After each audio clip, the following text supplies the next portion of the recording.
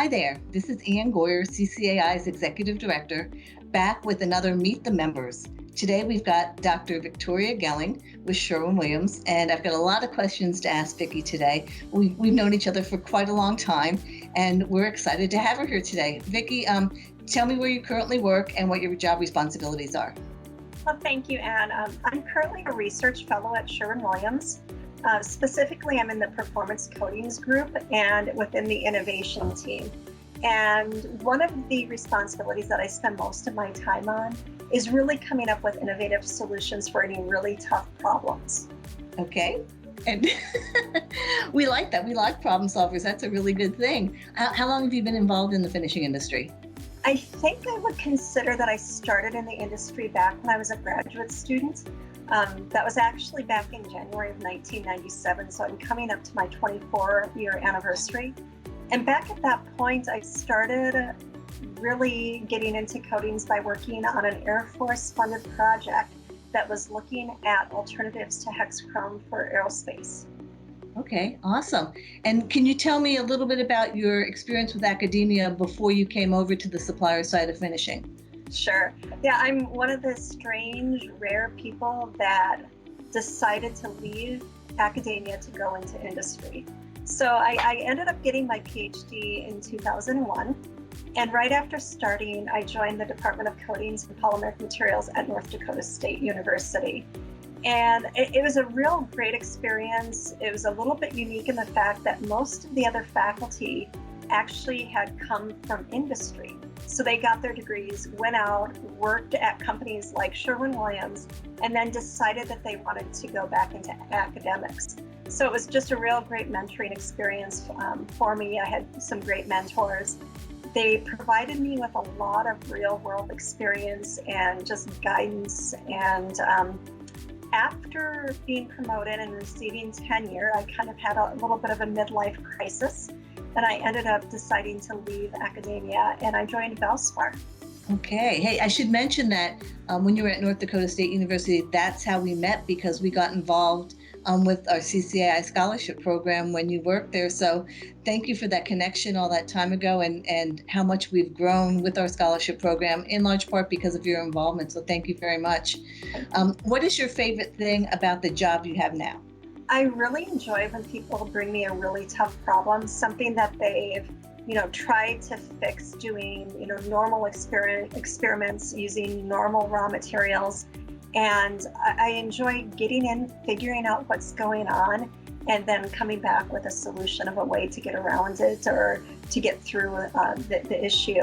I also really like working with customers. Well, that's great. I'm sure customers like working with you as well. And certainly 2020 has been a really tough year for everybody. Can you share some insights on something that has helped you and Sherwin-Williams navigate these challenging times? Sure. Now, that's a great question.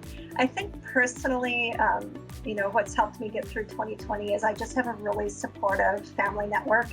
I have two children. They're Madeline, who's 17, and William, who's 15. And they've been full-time distance learning since March. So a lot of time at home, it's a very big challenge. My husband also has been working from home 100% of the time since March. I'm fortunate enough that I get to leave home and come into the lab to work, which has been, certainly for me, a little bit of an escape from just being at home. I think for my kids and husband, their jobs have actually been a little bit of an outlet, gives them something to do. And, really taking, what's going on with everyone in their personal lives and being at home and dealing with trying to work full time and homeschool. I just think the big thing has been, we need to be flexible. We need to be flexible with our family.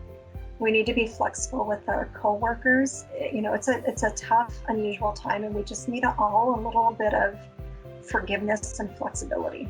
That sounds great. That is great, great, great advice. How did you get involved with CCAI? So like you mentioned, I think it was almost 10 years ago, somebody, and I can't remember who it was, reached out to me from CCAI and invited me to come down to a national meeting and give a presentation. And I think it was actually the first one that I went to was in Sarasota, maybe. But so I came down, gave a presentation, and just had an amazing time meeting everyone and really getting involved with such a great group. I know now that you're also involved with the CCA's new Finishing Education Foundation. How do you see the foundation benefiting the finishing industry? Well, I think the number one thing is it really provides a mechanism for outreach.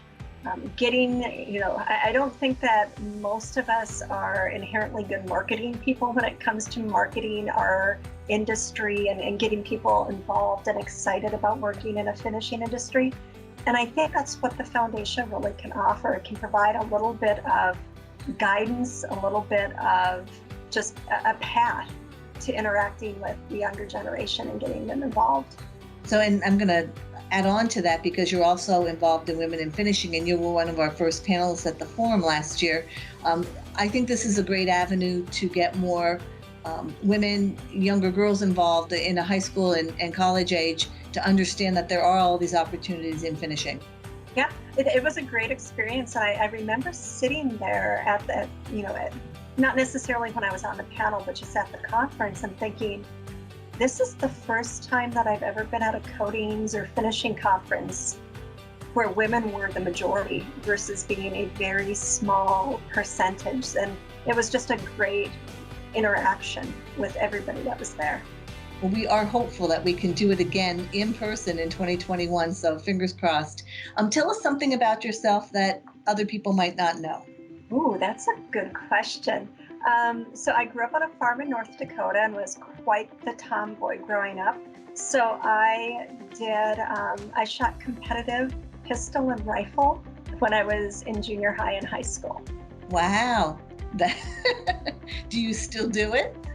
I'm still quite a good shot, but I don't shoot competitively anymore. Okay. We've never known that about you. Thank you for sharing that.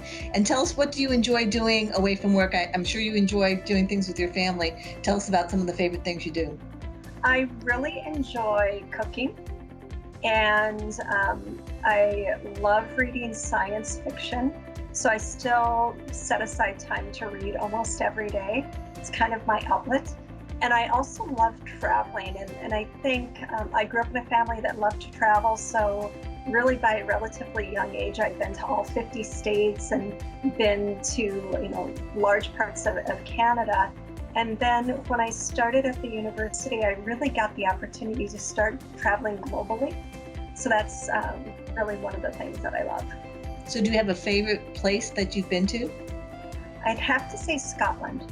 Scotland. And do you have a place that you would like to go to that you haven't been to yet? Yes. So I'd really like to go to India, and I'd like to go to Norway. Excellent. Well, let's make sure we get you to do those things in the next couple of years so you can come back and tell us about them. Anything else you want to add, Vicki, before we end today?